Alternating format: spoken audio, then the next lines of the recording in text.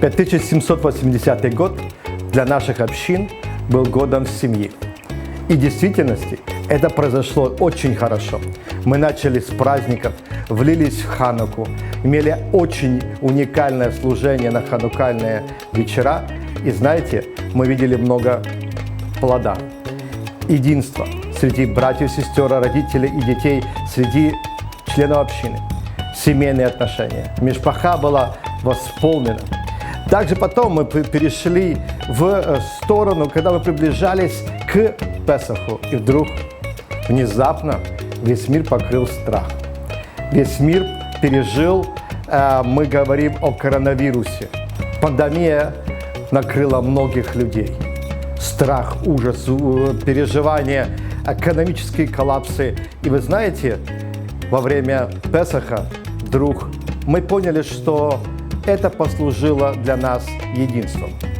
Наши семьи как никогда были близки в отношениях, в разговорах. В Песах они праздновали этот уникальный праздник свободы, провозглашая о милости Божией. Наши семьи стали едины. Родители ближе стали с детьми, а мужья со своими женами. Мы слышали, как люди говорили, что это время карантина послужило близким отношениям. И мы рады этому. Приходя в этот прекрасный праздник трубления труб, 5781 год – это уникальный год восстановления. И я не ошибся.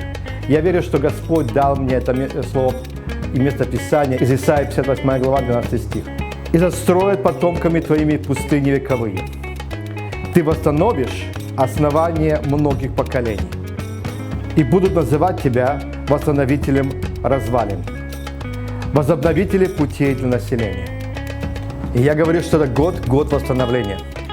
Восстановление служений, отношений, восстановление того, что, возможно, не достроили, нужно переделать. Это время восстановления. Тебя назовут восстановители руин. И дальше говорится, что возобновители путей для населения. Я верю, что нам нужно стать в этот пролом и двигаться дальше, чтобы восстановить пути для людей, которые должны узнать о Машиахе, не бояться. Следующий год – год восстановления.